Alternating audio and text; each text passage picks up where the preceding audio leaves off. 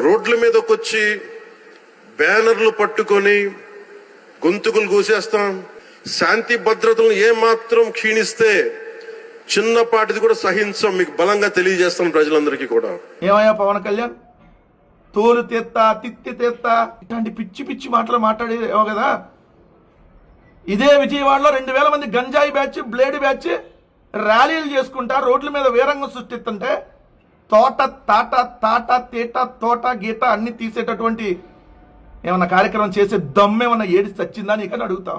ఇష్టానుసారంగా రోడ్ల మీదకి వస్తాం, కత్తులు పట్టుకొని తిరుగుతాం, కొడవలు పట్టుకొని తిరుగుతాం, రప్పా రప్పా నరుగుతామని చెప్పి రెచ్చిపోయి రోడ్డు మీదకి వచ్చి ఉన్మాదం చేయడానికి గనక ప్రయత్నం చేసిన ఆ ఆలోచన వచ్చిన ఒక్కసారి గుర్తుపెట్టుకో, ఎవరిని కూడా వదిలిపెట్టాం.